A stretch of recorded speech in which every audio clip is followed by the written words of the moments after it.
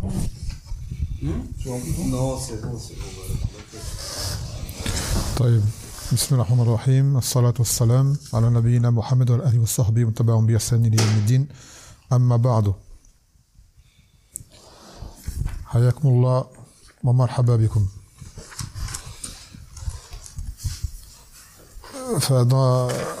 Dans le ders précédent de ce livre qui est intitulé Les 6 fondements, on avait pris le premier fondement évoqué par l'auteur. Indek, c'était que ce fondement, c'était lequel? Al-Ikhlas, la sincérité. Ahsant. Limada. Ah, pourquoi il a cité ça en premier? La sincérité.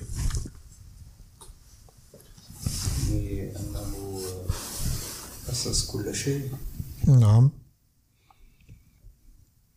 لهذا يعني تعبد الله عز وجل ويقبل العمل. Ahsant. Car la sincérité, c'est une des conditions fondamentales pour que Allah il accepte nos œuvres. Il faut que l'œuvre soit faite sincèrement pour lui. D'accord? Une adoration qui est faite pour autre que lui, aussi belle soit-elle, n'est pas acceptée. Donc, la condition, c'est d'être sincère. Et la religion est basée sur ça, l'ikhlas. Que l'adoration ne soit vouée que Allah Azza wa Jal. Sans quoi on tombe dans le pire des péchés qui est le shirk. D'accord? Qui est le shirk. Et malheureusement, l'auteur disait que pour beaucoup de gens, cet ikhlas venait à dénigrer ceux qui considèrent comme étant des alliés, des awliya. Car les gens aujourd'hui font beaucoup de shirk en faisant des adorations envers les morts, envers des devins, envers des marabouts, ce qui s'ensuit. Donc lorsqu'on les appelle à cesser cela, ils disent vous n'aimez pas ces gens-là. On leur dit nous on aime Allah Azza wa Jal et c'est lui qu'on adore. Et nos adorations ne sont que pour lui. Et parmi ces gens qui sont adorés, certains le sont avec approbation et d'autres le sont malgré eux. Ça veut dire des gens qui étaient vraiment des gens pieux, ils sont morts et après les gens les ont adorés. Et ils ont jamais appelé à cela. Man Mathalan, quel exemple? Quel exemple qui est très connu? Un homme de grande valeur qui est mort et qui est adoré après sa mort. Vous le connaissez tous. Man? Là, c'est pas lui qui fait allusion. Isa alayhi salam. Isa, comme vous le savez, après sa mort, hatta anna ba'dahum qalu annahu Allah. Certains sont jusqu'à la dire qu'il était Allah lui-même. Et d'autres l'ont adoré lui et sa mère, comme vous le savez. Est-ce que Isa l'appelait ce qu'on l'adore? Jamais. Il l'appelait au tawhid comme tous les autres prophètes. Donc il y en a d'autres comme lui qui étaient des gens de religion, soit prophètes, messagers ou même des gens de haut rang, qui sont morts et qui par la suite ont été adorés. D'ailleurs, le shirk, il a commencé comme ça avec le peuple de Noé, des gens pieux qui sont morts, et ensuite Shaitan est venu voir les gens pour leur dire, ces gens-là, faites des images à leur effigie pour vous rappeler d'eux, ainsi de suite, et de fil en aiguille, les gens sont mis à adorer ces images. C'est là que le shirk, il a commencé. Naam. Taïb. اليوم نأخذ الأصل الثاني. Le deuxième fondement. Il y en a 6 dans ce livre, on prend le deuxième. يقول إن الأصل الثاني أمر الله بالاجتماع في الدين ونهى عن التفرق فيه فبين الله هذا بيانا شافيا تفهمه العوام. Il dit, le deuxième fondement, c'est que Allah nous a ordonné de nous réunir en religion, qu'on soit unis. Et il a interdit la division. Et il a clarifié cela dans son livre d'une parole compréhensible pour tous, même pour les gens du commun, de l'islam. C'est-à-dire les gens qui ne sont pas des savants, qui ne sont pas des étudiants, ils vont comprendre quand même. La parole, elle est claire. وَنَهَانَا أَن نَكُونَ كَالَّذِينَ تَفَرَّقُوا وَاخْتَلَفُوا قَبْلَنَا فَهَلَكُوا. Il nous a interdit d'être comme ceux qui étaient avant nous, qui se sont divisés, et qui ont divergé, et qui ont fini par périr à cause de cela. وذكر أنه أمر المسلمين بالاجتماع في الدين ونهاهم عن التفرق فيه. Et dans son livre, Allah rappelle qu'il a ordonné aux musulmans d'être unis en religion et leur a interdit de se diviser. وصار الأمر بالاجتماع لا يقوله إلى زنديق أو مجنون. Et par la suite, cet appel à l'union et à l'unité en religion, aux yeux des gens, cela n'est devenu que une parole de fou ou de zindiq. Zindiq, c'est une forme d'hypocrite. Quand tu appelles les gens à être unis en religion, d'accord, les gens te prennent pour un fou. Taïb. Donc maintenant, on va lire les commentaires que a fait Shir el-Fawzan, hafizallahu ta'ala, par rapport à ce passage. Comme d'hab, on ne comprend pas tout. يقول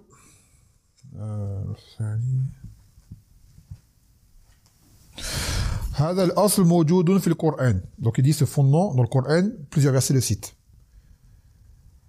قال الله عز وجل واعتصموا بحبل الله جميعا ولا تفرقوا. Dans le Coran, Allah dit dans le sens et accrochez-vous tous au habl d'Allah. Le habl c'est quoi? Le habl c'est le Coran, c'est la religion. Donc accrochez-vous tous à la religion et ne vous divisez pas. ولا تكونوا كالذين تفرقوا واختلفوا. Il a dit ne soyez pas comme ceux qui se sont divisés et qui ont divergé. Et là il fait allusion aux gens du livre d'avant nous. Les Yahoud, les Juifs et les Nasara, les chrétiens, qui se sont eux-mêmes divisés. إن الذين فرقوا دينهم وكانوا شيعا ليس منهم في شيء إنما أمرهم إلى الله. Ceux qui sont divisés en religion et qui sont mis en partie, tu ne fais pas partie d'eux. C'est-à-dire que Allah dit que Mohammed sallallahu alayhi wa sallam est innocent de cet acte-là qui est la division. Et il dit que leur affaire revient à Allah. Ces gens-là, c'est Allah qui jugera entre eux. شرع لكم من الدين ما وصى به نوحا والذي أوحينا إليك وما وصينا به إبراهيم وموسى وعيسى أن أقيموا الدين ولا تتفرقوا فيه. Et que dans le Coran, dans le sens où Allah dit qu'il vous a légiféré en religion ce qu'il a recommandé auparavant à Nuh et ce que nous avons recommandé à toi, c'est-à-dire Mohammed, et ce que nous avons recommandé également à Ibrahim et à Moussa et à Isa, d'instaurer la religion et de ne pas vous y diviser. Donc on voit que les versets là ils sont clairs. Vous avez tous compris les versets. C'est ça que l'auteur il dit que ce sont des versets tellement clairs que tout le monde les comprend. Car des gens des fois disent moi j'ai pas étudié, je suis pas un savant, je comprends pas. Si tu as compris. Il y a des choses qui dépassent certaines personnes certes, et d'autres dans le Coran elles sont claires pour tout le monde. Donc là l'auteur dit que ces versets là ils sont clairs pour tout le monde. Et ça c'est le cas. Même quand on traduit le sens en français, le sens il apparaît de façon limpide pour nous tous. Donc il n'y a pas d'excuse en disant je suis pas un savant, j'ai pas étudié, je comprends pas. Non. Donc il dit فلا يجوز للمسلمين أن يتفرقوا في دينهم بل يجب أن يكونوا أمة واحدة على التوحيد.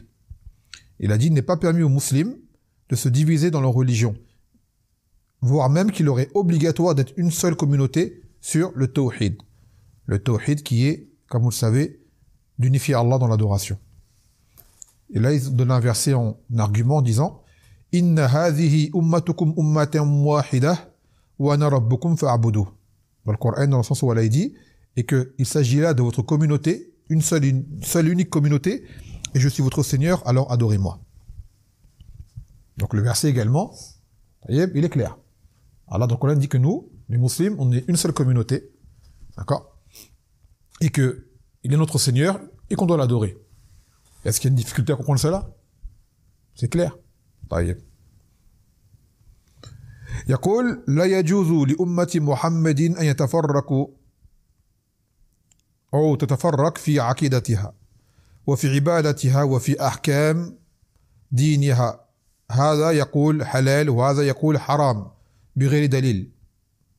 Il dit donc qu'il n'est pas permis pour la communauté de Mohammed de se diviser dans sa croyance, dans ses actes d'adoration et dans les règles de la religion.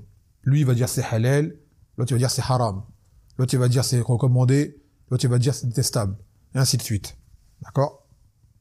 لا يجوز هذا لا شك أن الاختلاف من طبيعة البشر كما قال سبحانه وتعالى ولا يزالون مختلفين إلا ما رحم ربك. Donc il n'est pas permis qu'on se divise dans la religion. Et il dit évidemment que cette divergence est une chose qui est innée chez l'homme. On est amené à diverger. Dans le Coran, Allah il dit et ils ne cesseront d'être divisés hormis ceux à qui Allah aura fait miséricorde, ou plutôt ton Seigneur a fait miséricorde. Donc l'être humain, il est amené à se diviser.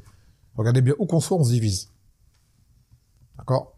Qu'on soit dans le même pays, tu vas voir des gens, par exemple, dire, moi, je suis de tel pays, moi, je suis de tel pays. Ils vont se tenir chacun par leur pays. Il y en a, il va dire, moi, je suis marocain, l'autre, il va dire, moi, je suis malien. Les Marocains disent, on va s'unir contre les Maliens, par exemple. Soi-disant. Mais tu verras contre les Marocains eux-mêmes, après de contrée à contrée, ils seront divisés. Et après, dans les mêmes contrées, de village à village, ils seront divisés. Et après, de même village, d'une rue à une rue, ils sont divisés. Comme en France. Vous allez voir, dans plein de quartiers, les jeunes, ils ont le même mode de vie. D'accord? Ils ont les mêmes objectifs et pourtant ils sont divisés. Telle cité contre cette cité. Alors tu regardes, ils sont tous les mêmes.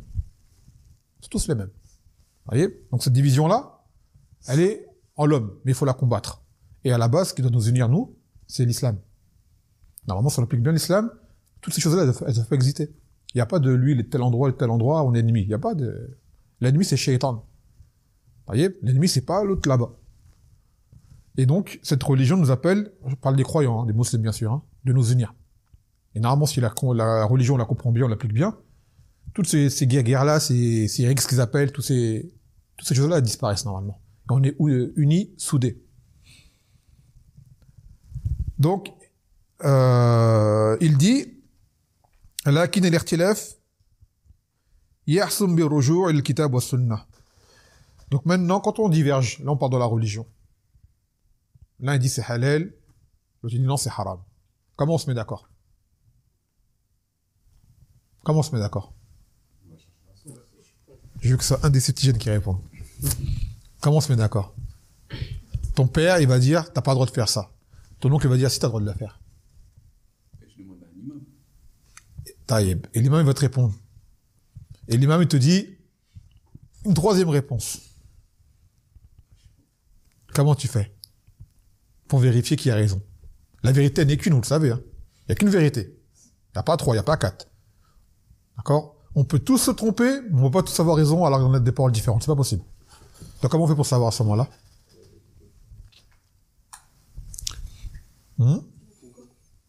Comment on fait pour régler le problème? Ah.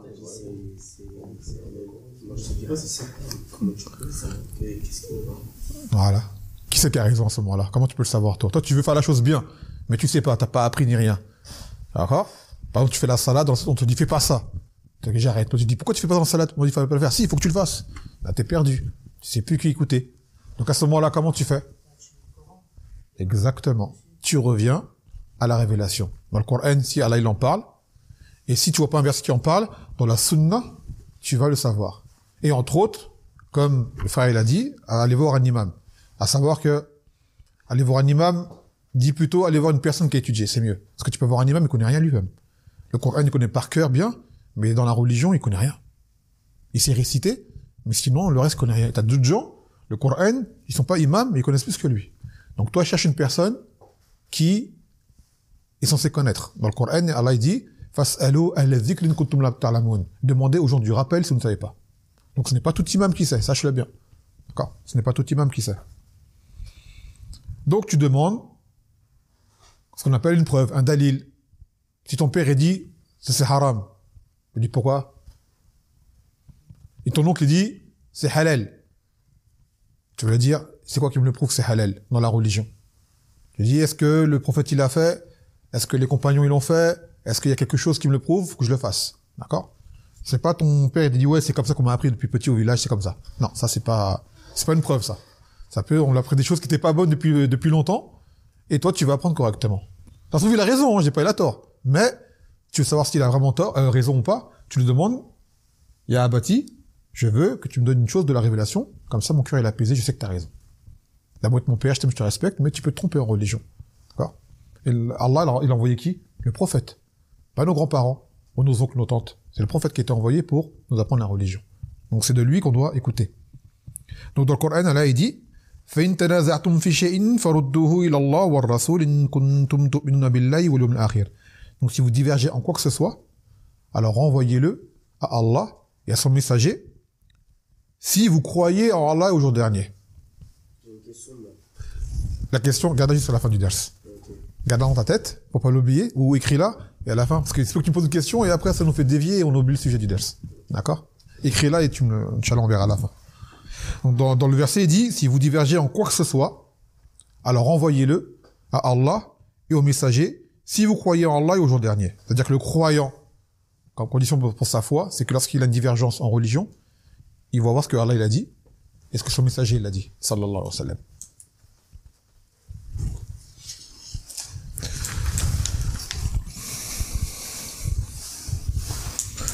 Donc il dit, فيجب أن نجتمع في عرض اختلافنا على كتاب الله حتى في مسائل الفقه إذا اختلفنا في شيء نعرضه على الأدلة فمن شهد له الدليل سرنا معه ومن أخطأ الدليل فإننا لا نأخذ بالخطأ. Il a dit, maintenant il nous est obligatoire lors de nos divergents de revenir au Coran, même dans les sujets de fiqh, de jurisprudence. D'accord? Ce sont des sujets dans lesquels il y a beaucoup de divergences, vous allez voir. Certains vont dire que la salat, faut faire comme ça, d'autres vont dire faut faire comme ça, et ainsi de suite. Alors que le Nabi sallallahu alayhi wa sallam, la salat, il a dit « Sallu kama ra'aytuni usalli ». Faites la salat comme vous m'avez vu moi la faire. Donc la salat, comment on l'apprend? On doit apprendre la salat du Nabi sallallahu alayhi wa sallam. Pas celle du village, pas celle de l'oncle, pas celle du grand-père, pas celle de... ou même de l'imam en lui-même. Tu dois apprendre la salat comme le prophète il l'a faite. Même si tout le monde fait autrement, toi tu fais comme lui. Même si les gens sont pas contents, toi tu fais comme lui. Et ça, comment tu vas le savoir? En apprenant la religion. Dans les hadiths authentiques, tu regardes comment il était rapporté qu'il a fait la salat. D'accord?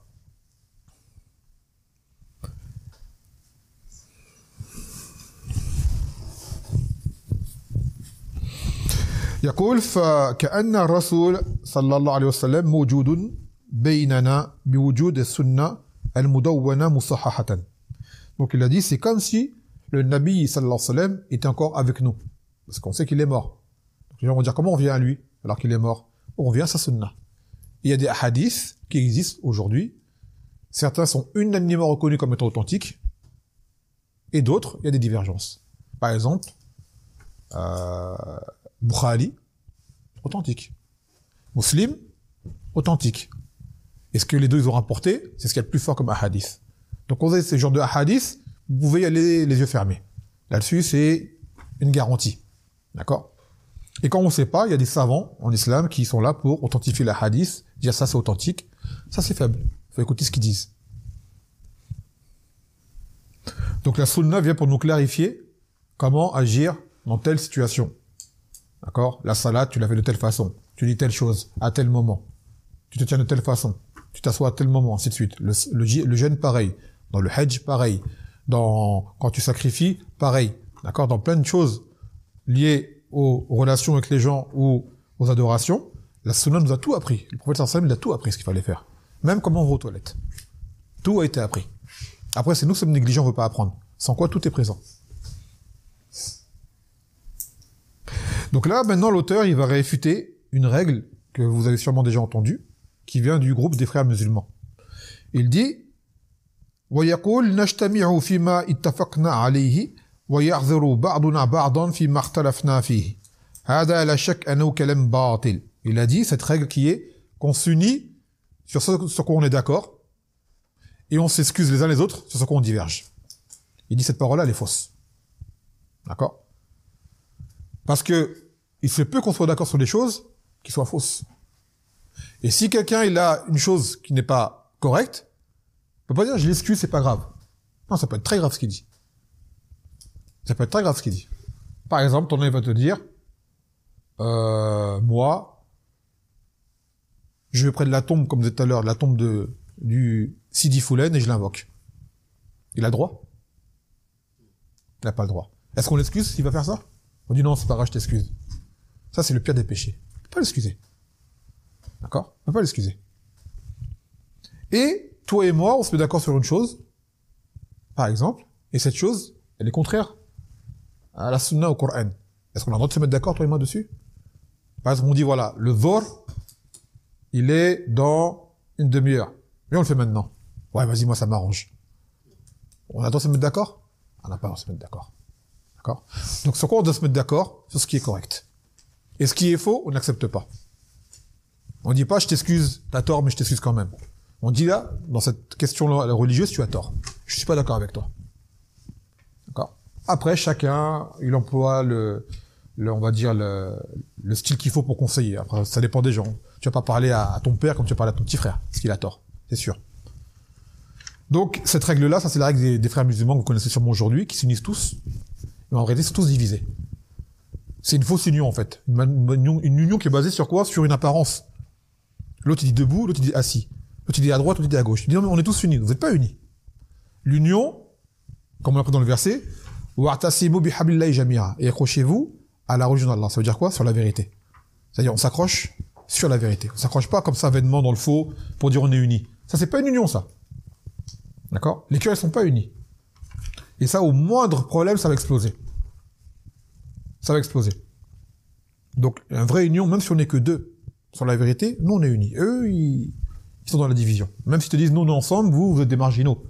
On dit non, nous, on est unis sur la vérité. Même si on n'est que deux. Donc, cette règle-là, attention, beaucoup l'appliquent et elle est fausse. D'accord? Elle est fausse. L'essentiel, c'est pas la quantité. L'essentiel, c'est la qualité. D'accord? Mieux vaut 2 musulmans sur une bonne religion plutôt que 100 sur le faux. Les 100 sur le faux, ils vont pas apporter grand-chose. Donc, ce qui est obligatoire pour nous, c'est de nous unir sur la religion, mais sur la religion authentique et correcte, avec la bonne compréhension. Et ça, c'est ce qui s'est passé chez les communautés antérieures. Les Yaouds, les Juifs sont divisés.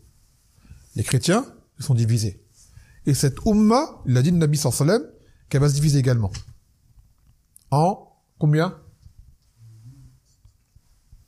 En combien? 73. 73 fractions. Il a dit toutes sont au feu, à part une seule. Toutes ces fractions, elles sont au feu. C'est-à-dire, leur voie mène au feu. D'accord? Elle l'a dit à part une seule. Il y a une fraction, un groupe qui sera sur la vérité. Il a dit ceux qui seront comme moi et mes compagnons. Ça, c'est le groupe sauvé. D'accord? Et les autres, malheureusement, sont dans des groupes, des sectes égarés. Maintenant, là, on parle pas des individus, on parle du groupe. D'accord? Le groupe en lui-même, c'est un groupe qui est faux. Maintenant, c'est parmi ces gens-là que Allah, certains leur pardonne. Mais le groupe, la voie qu'ils suivent, elle sera pas bonne. Elle t'amène à te perdre en religion.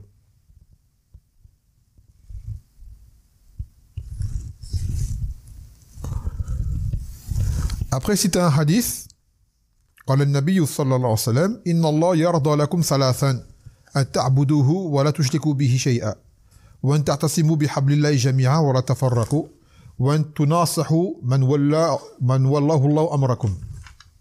Il a dit que Allah Azza wa Jal agrée pour vous 3 choses. De l'adorer et de ne rien lui associer. Ça, c'est l'ordre, d'accord, indispensable qui est le tawhid. La chose la plus importante à faire, c'est le tawhid, et la pire à ne pas faire, c'est le shirk. Deuxième, il a dit, accrochez-vous à la religion d'Allah et ne vous divisez pas. Donc celui qui suit la sunna du prophète sallallahu alayhi wa sallam, il va pas se diviser. C'est ceux qui vont ailleurs qui vont se diviser.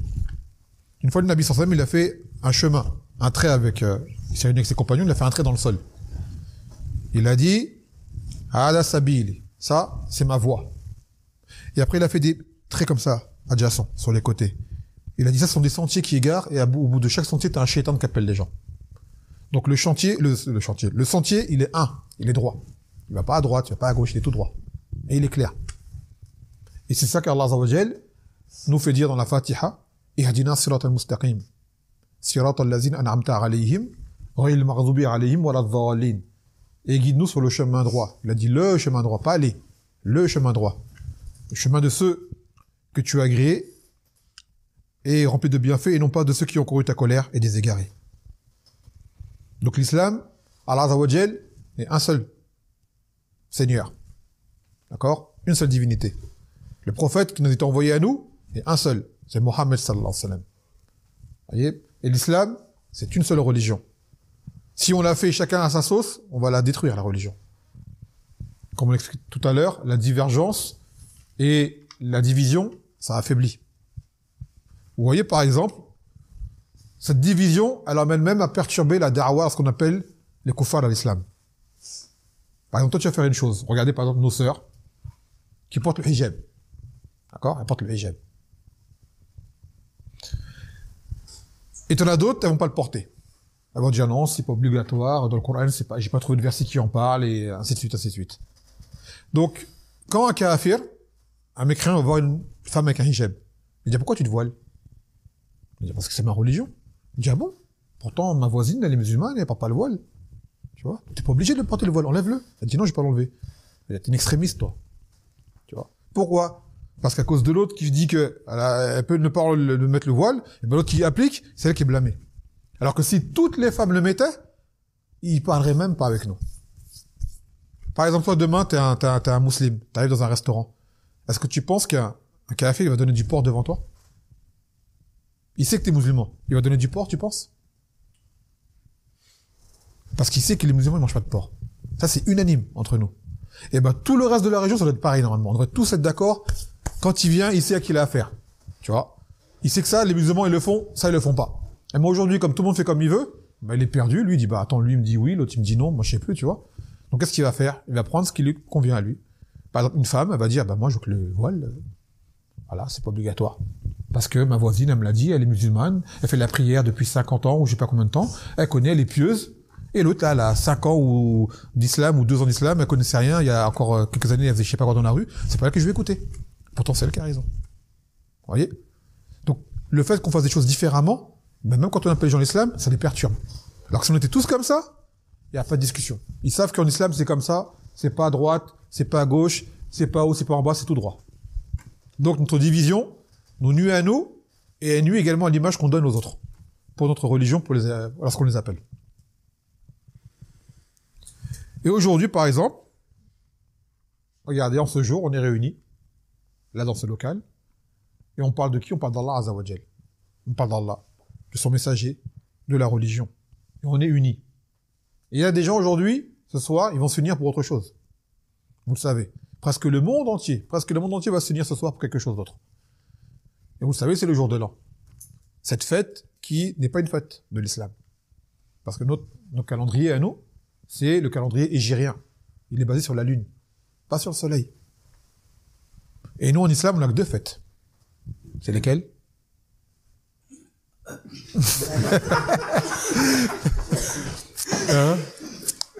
Quelles sont les fêtes qu'on a en islam? Ah là, les 2. Taïeb, Eid al-Fitr, celle qui est après le Ramadan, et Eid al-Adha, celle qui est après le Hajj. C'est tout, on n'en a pas d'autres. Et ces A'yad, qu'on appelle des fêtes, sont des adorations. Donc en faisant une autre fête nouvelle, on va inventer une chose de la religion qu'Allah n'a pas agréée. Tout ce qui est anniversaire, tout ce qui est Noël, ce qui est pire encore, le jour de l'an, la fête des mères, la fête... trop de fêtes. Vous voyez? On va même pas les citer. Tout ça, en islam, on n'a pas ces fêtes-là. Vous voyez? On n'a pas ces fêtes-là, nous, en islam. Donc là, des gens vont se unir ce soir, vont faire la fête, vont faire du haram à tout va, pour fêter une chose qui ne leur apporte rien du tout. L'année, t'as une nouvelle année qui arrive. Ça veut dire quoi que t'as une nouvelle année qui arrive? Hein? Ça veut dire que tu te rapproches de la mort. Normalement, ça devrait faire peur. C'est comme les anniversaires, l'autre jour on en a parlé. L'autre il dit, ouais, aujourd'hui j'ai eu 32 ans. Non, tu te rapproches de la mort. T'es content? Non, tu devrais avoir peur. Tu vois? Et on est là, on fait ça. Normalement, si tu réfléchis, hein, tu sais que tu te rapproches, plus tu vieillis, plus tu te rapproches de la mort, c'est certes. Tu sais pas quand tu vas mourir, mais tu te dis, je suis plus proche de la fin que du début. Et là, tu le fêtes. Tu sais qu'après la mort, ce qui t'attend, alors il va te juger, soit paradis, soit enfer. Normalement, tu devrais avoir peur. Et les gens sont là, il fait un gâteau, les bougies, souffle, il est heureux. Tu vois? Normalement, tu devrais avoir peur. Tu dis, se prendre là, un jour de plus, je suis proche de la mort. Donc, le jour de l'an, c'est pas à la même échelle. Une année de plus. Bah. Donc, cette célébration n'est pas la nôtre. Faut bien qu'on sache ça.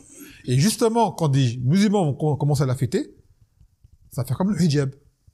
Moi, il va venir me voir, dire bonne fête. Je vais dire, désolé, monsieur, c'est l'intention, mais je fais pas cette fête-là. Ah bon? Pourtant, mon voisin, il s'appelle Mohamed, et il me dit bonne année chaque année. Voilà. Mohamed, il a fait que maintenant, je passe moi pour un dur. Mais si tous on disait, désolé, nous, cette fête, elle n'existe pas en islam, il viendra même pas de voir pour dire bonne fête. Mais comme il y en a, ils le font, il y en a, ils le font pas, ça divise, et ben, ça amène à ce que, la darwa, ben, elle est incohérente pour eux. Vous dites, ben, vous dites tout ce que vous voulez. Lui, il dit rouge, l'autre dit noir, l'autre dit bleu, l'autre dit vert. Je comprends pas votre religion. Tu vois? Parce qu'on est divisé. Donc, si on revient à ce qu'on disait tout à l'heure dans le livre, on revient au Coran et la Sunna, il n'y a pas de bonne année. Il n'y a pas de bonne année. Noël, encore moins. Pourquoi Noël? Encore moins. Naam. Et parce que c'est une fête où ils prétendent que c'est la naissance de Isa alayhi salam et que pour eux c'est le fils d'Allah. Ou voire pire, il y en a qui disent c'est Allah. Et dans le Coran, Allah dit Qul huwa Allahu ahad, Allahu as-samad, lam yalid wa lam yulad wa lam yakul lahu kufuwan ahad. Vous connaissez tous ces versets, je pense. Dit Allah le seul, l'unique. D'accord? Il n'a pas engendré, n'a pas été engendré. Il n'a pas engendré, donc il n'a pas de fils. Et il n'a pas été engendré. Donc nous, on dit ça dans la salate, et après on dit les gens joyeux Noël. C'est complètement contradictoire. Et là, dans le Coran, on doit s'unir sur la religion, sur la bonne croyance. Donc cette croyance-là, que Isa, c'est le fils de Dieu, on doit la blâmer. On n'est pas d'accord. On dit non, c'est faux. Et votre fête, on ne l'admet pas non plus. Parce que cette fête vient pour appuyer ce mensonge que nous, on considère comme étant une chose très grave.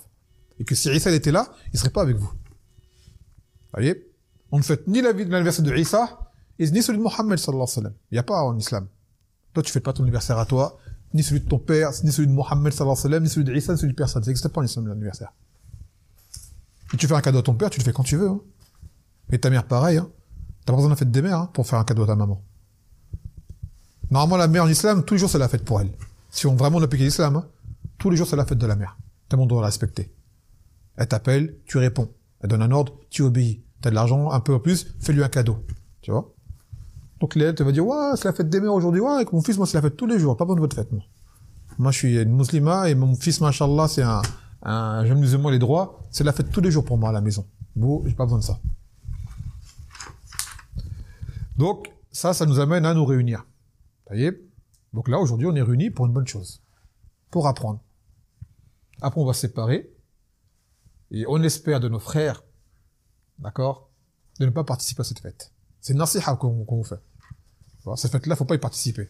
Et si déjà on vous dit bonne fête, par politesse, tu dis merci pour l'intention. Et tu fais ton chemin.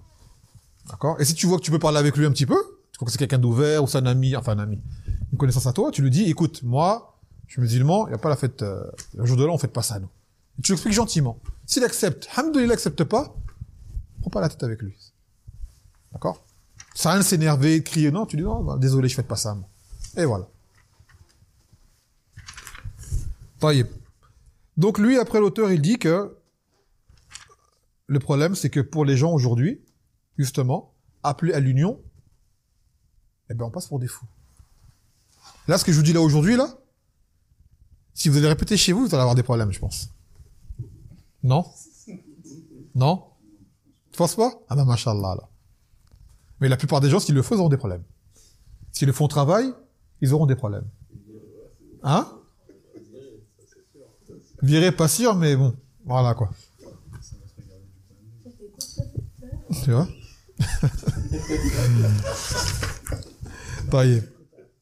Et après, l'auteur, il parle d'un point qui est très important également, que vous connaissez tous. Il fait, c'est où? Il parle justement du tamadhub. Tamadhub, c'est ce qu'on appelle les écoles juridiques. Que vous connaissez tous. Malikite, Hanafite, Shafi'ite et Hanbalite. D'accord? Ces écoles-là, qu'on appelle les écoles juridiques, mazahib en arabe, sont des choses qui sont arrivées tardivement, que le prophète sallallahu alayhi wa sallam n'a pas connu. Les compagnons, ils n'ont pas connu ça. L'imam Malik, il est arrivé après. L'imam Ahmed, il est arrivé après. C'est tout ça arrivé après. Ils sont des grands imams de la religion, d'accord, des grands savants, dont le savoir est indéniable, et qui sont des guides en religion, mais ils n'ont jamais dit aux gens de s'affilier à eux. L'imam Malik n'a jamais dit, soit porte mon nom, et fais la salade comme moi je l'ai faite. L'imam Ahmed n'a jamais dit, porte mon nom, et fais la salade comme moi je l'ai faite. Et pareil pour les autres. Ils ont dit, khudhu min haythu ma akhadhna. Prenez de là où on a appris nous-mêmes. Et ils ont appris d'où, eux? Du Coran et de la Sunna. D'accord? Et ces madhahib ont amené justement à des divisions. Le Malikite, il fait salat comme ça. Le Hanafite, il fait salat comme ça. L'autre, il fait comme ça. Vous l'avez vu, je pense.